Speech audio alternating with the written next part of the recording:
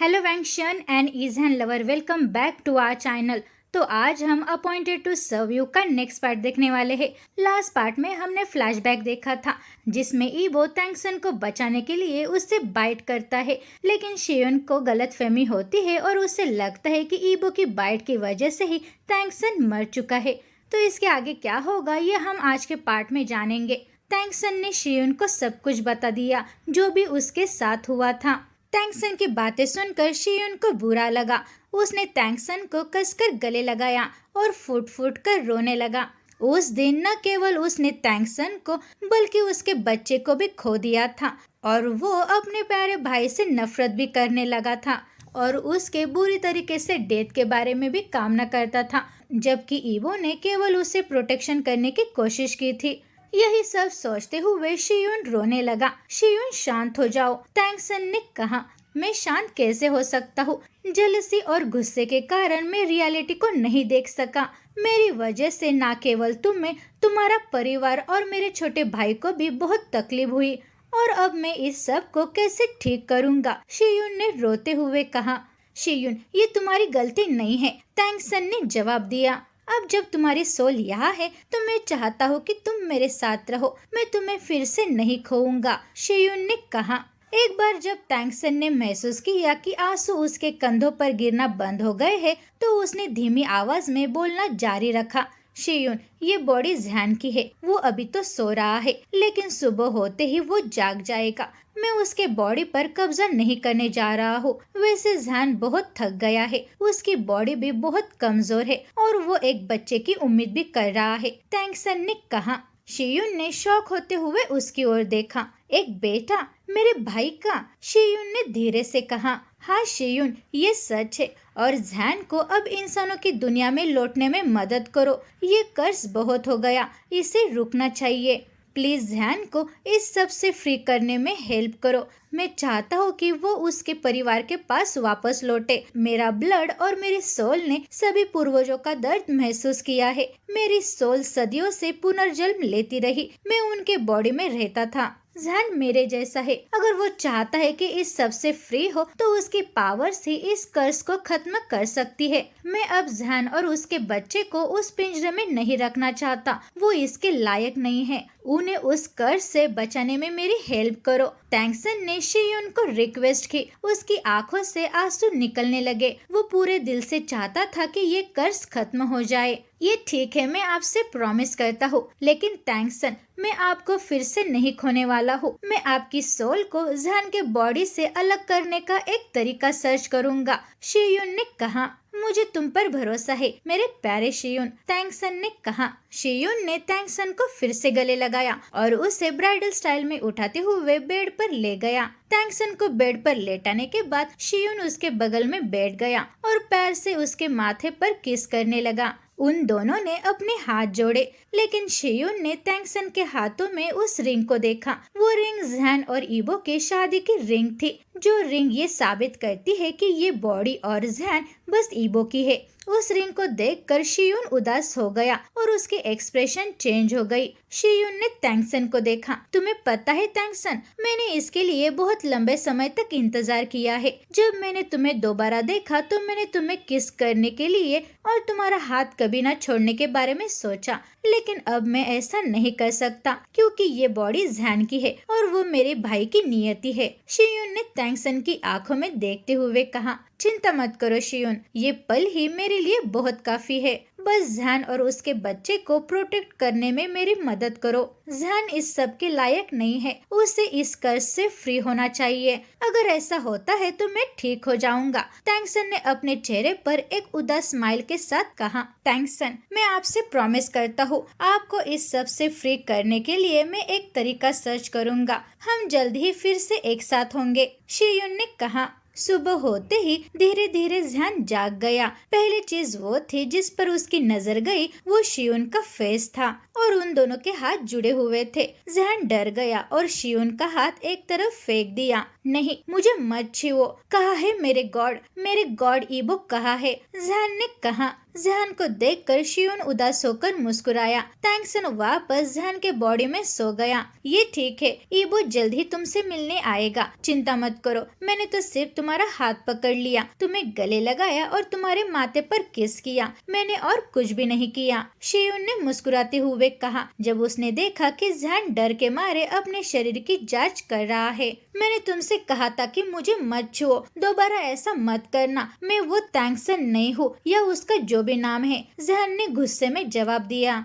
आप टैंगसन नहीं है, लेकिन उसकी सोल आपके बॉडी में है, इसीलिए मुझे टैंगसन को वहाँ से निकलने के लिए एक तरीका ढूंढना होगा। तब तक मैं आपकी रक्षा करूँगा, शियुन ने कहा। क्या वो मेरे अंदर है? फिर मेरा क्या होगा? जैन ने डरते हुए पूछा। उसकी बॉडी एक पल के लिए स्टैचू हो गई। तुम्हें कुछ भी नहीं होगा जैन, मैं तुम्हारी रक्षा करूँगा। ईबो की आवाज उस प्लेस पर सुनाई दी और एक सफेद रोशनी के भीतर ईबो वहाँ आ गया। माय लॉर्ड, जैन ने धीमी आवाज में कहा। क्या मैं जैन से अकेले में बात कर सकता हूँ? ईबो ने सीरियस एक्सप्रेशन से शियुन की ओर देखते हुए पूछा। ठीक है, मैं तुम्हें अकेला छोड़ दूंगा, तुम्हारी बात पूरी होने के बाद हमें बात करने की जरूरत होगी, शियुन ने कहा और वहाँ से गायब हो गया। ईबो जैन के सामने आकर खड़ा हो गया। जैन उठकर बिस्तर के किनारे बैठ गया और खड़े होने की कोशिश कर रहा था, लेकिन वो अभी भी बहुत कमजोर महसूस कर रहा था। उठो मत, तुम्हें रेस्ट करने की जरूरत है, ईबो ने कहा और उसे बिस्तर पर वापस लेटने में हेल्प की।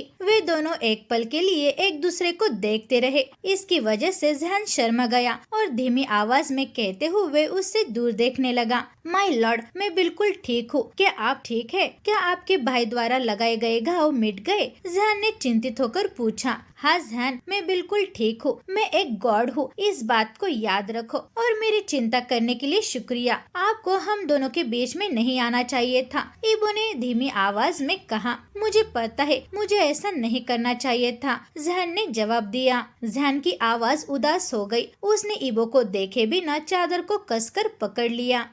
जैन, चलो घर वापस चलते हैं, ईबो ने उसे ध्यान से देखते हुए पूछा। फिर उन दोनों की नजरें मिली, जिससे जैन नाराज हो गया। वो एक घर नहीं है, वो एक पिंजरा है, और मैं उस पिंजरे में वापस लौटना नहीं चाहता। मैं तो बस इंसानों की दुनिया में वापस लौटना चाहता हूँ, मुझे वापस जाने दो, जैन ने हताश होकर चिल्लाते हुए कहा। ईबो ने एक पल के लिए उसे देखा और सीधे पूछा, जैन, क्या आप सचमुच यही चाहते हैं? ईबो ने सीरियस टोन में पूछा। हाँ, ये वही है जो मैं सबसे ज्यादा चाहता था। मैं इस सब से, इस कर्ज से और उस टैंगसन आदमी से बहुत थक गया हूँ। मैं तो बस अपने परिवार के पास वापस लौटना चाहता हूँ, जैन ने कहा। जैन, क्या मैं आपका परिवार नहीं हूँ? फिर मैं आपके लिए क्या हूँ? ईबो ने धीमी आवाज में पूछा। आप मेरी भावनाओं के साथ खेलकर ऐसा कैसे पूछ सकते हैं? आपने तो ये बहुत पहले ही क्लियर कर दिया था कि हम केवल इस कर्ज के साथ जुड़े हुए हैं। इस टाइम में मैं आपके करीब नहीं रहना चाहता। मैं आपको बचाने की चाहत के लिए खुद से नफरत करता हूँ। मुझे तो आपसे नफरत करनी चाहिए। आपने मेरे और मेरे पूर्वजों के साथ जो कुछ भी किया, मैं तो बस अब भागना चाहूँगा और जितना हो सके तुमसे दूर चला जाऊँगा, जैन ने कहा। ये ठीक है, तुम जो चाहते हो वो वही होगा, और तुम नहीं चाहते उसे छोड़ देना बेहतर है। मैं तुम्हें वापस जाने दूंगा और आप जो चाहते हैं उसे पूरा करूंगा। बस थोड़ा सा इंतजार करो, आप अपनी दुनिया में वापस लौट जाएंगे, ईबो ने जैन से कहा। अब मैं यहाँ से चला जाऊंगा ताकि आपको अनकंफर्टेबल फील ना हो। और जैन, तुम अब भी बहुत कमजोर हो, इसलिए तुम्हें आराम करना चाहिए, ईबो ने कहा और वहाँ से चला गया। ईबो के जाते ही जैन ने अपना चेहरा अपने घुटनों पर रख लिया। उसकी आंखों से आंसू निकल रहे थे। मेरा दिल इतना क्यों दुखता है और इसमें इतना ज्यादा पेन क्यों होता है? लॉर्ड ईबो ने जैन से कभी भी प्यार नहीं किया, इसे अपने दिमाग में बैठा लो और माय लॉर्ड से झूठी उम्मीदें मत रखो, तुम्हें ही ज्यादा पेन होगा। जैन अपने आप से ही बड़बड़ाने लगा। दूसरी तरफ शियुन ईबो के आने का इंतजार कर रहा था।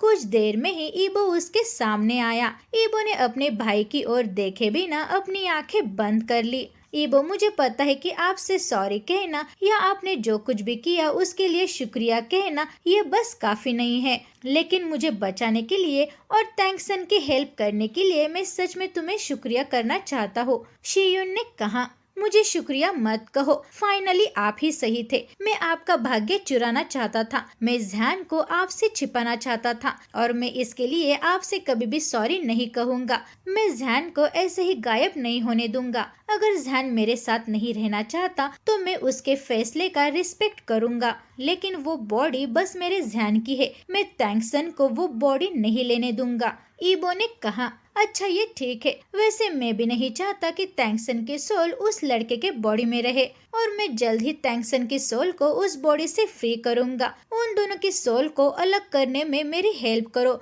शियुन ने हताश होकर पूछा, उन्हें अलग करना ऑफिशियल रूप से इम्पॉसिबल है। मैं इस पर 12 वर्षों से सर्च कर रहा था। एक सोल को किसी जीवित में ट्रांसफर करने का एकमात्र तरीका है उस जीवित वस्तु को उसकी सोल और उसकी ऊर्जा को विरोध करना चाहिए, तभी ये पॉसिबल है। विलाप के पहाड़ में मिस्टीरियस जानवर रहते हैं, शायद वे अपने शरीर में आत्मा की ऊर्जा का विरोध कर सकते हैं और ये मिस्टीरियस जानवर मानव रूप लेते हैं। हमें विलाप के पहाड़ पर जाना होगा और टैंक्सन की सोल को ट्रांसफर करने के लिए एक का उपयोग करना होगा, लेकिन इस जानवर को ढूंढना इम्पॉसिबल है। हजारों साल हो गए जब से इन जानवरों में से एक को गुस्सू में देखा गया है। ये पहाड़ सबसे पुराना है और सबसे कम खोजा गया है और यही हमारे पास सबसे अच्छा मौका होगा। ईबो ने कहा, ठीक है फिर वहाँ चलते हैं। मैं आपसे ज़्यान के बारे में कुछ बात करना चाहता था। मैं ईमानदारी से बताऊंगा, मैं नहीं चाहता कि हमारे बीच में गलतफहमियां पैदा हो और ये बात जानना आपके लिए सबसे इम्पोर्टेंट है। टैंक्सन ने मुझे बताया कि ज़्यान एक बच्चे की उम्मीद कर रहा है। शियुन ने ईबो को देखते हुए कहा, क्या एक बच्चा? ईबो ने शॉकिंगली पूछा। हाँ, ऐसा लगता है कि वो आपके बच्चे की उम्मीद कर रहा है। टैंक्सन ने मुझसे उसे इंसानों की दुनिया में लौटने में हेल्प करने के लिए कहा। वो चाहता है कि ये कर्ज खत्म हो। ज़्यान और उसका बच्चा दोनों भी दोषी नहीं है और ना ही तुम भाई। ज़्यान और टैंक्सन की सोल अलग करने के बाद चलो इस बारे में हम पिताजी से बात करेंगे ताकि वो तुम्हें और ज़्यान को इस कर्ज से फ्री कर सके। शियुन ने कहा। ईबो की एक्सप्रेशन चेंज हो गई। आपके द्वारा बनाया गया बॉन्ड आपकी बॉडी और सोल को एकजुट करता है, इसीलिए मुझे लगता है कि आप मरेंगे नहीं, क्योंकि अब ज़्यान नहीं मर सकता, लेकिन हो सकता है कि आपकी बॉडी कमजोर हो जाए। ईबो, आपको ज़्यान के साथ ही रहना होगा। शियुन ने कहा, मुझे इस बात से अब कोई फर्क नहीं पड़ता, साथ ही वह अब मेरे साथ नहीं रहना चाहता। मेरे लिए इम्पोर्टेंट बात यह है कि ज़्यान और मेरा बेटा बस ठीक रहे और ये सब ठीक करने में बस मेरी हेल्प करो। आइए उन दोनों की सोल को अलग करे और इसके बाद ज़्यान उसके परिवार के पास लौट जाएगा। ईबो ने कहा। ईबो, लेकिन वो आपका भाग्य है और अब आपका बेटा भी आने वाला है, क्या आप उसे जाने देंगे? शियुन ने कहा, मेरे पास अब कोई ऑप्शन नहीं है। ऐसा लगता है कि वो अब मुझसे नफरत करता है और मैं उसे दोष भी नहीं देता। मैंने उसे ऐसी बात बताई जिससे उसे दुख हुआ। मैं उसे नफरत करना चाहता था जैसे मैंने उसके सभी पूर्वजों के साथ किया, लेकिन अब मैं बस यही चाहता हूँ कि वो ठीक हो। और भाई पिता को ये मत बताओ कि ज़्यान प्रेग्नेंट है, अगर उन्हें पता चलेगा तो वो उसे नहीं जाने देगा। चिंता मत करो ईबो, इस बार मैं तुम्हें इसके साथ अकेला नहीं छोड़ूंगा। मुझे पता है कि उस लड़के के मन में तुम्हारे लिए फीलिंग्स है, भले ही वो अब तुमसे गुस्सा है, लेकिन बाद में सब कुछ ठीक हो जाएगा। शियुन ने कहा, ठीक है, कल सुबह हम पहाड़ पर जाएंगे। मिस्टीरियस जानवर मिलते ही टैंक्सन की सोल को अलग करेंगे, फिर टैंक्सन आपके साथ रहेगा और ज़्यान उसके फैमिली के पास वापस लौट जाएगा। ईबो ने सैड एक्सप्रेशन के साथ कहा। अगर आपको ये अच्छा लगा तो लाइक जरूर करना। Thank you guys for your love and support.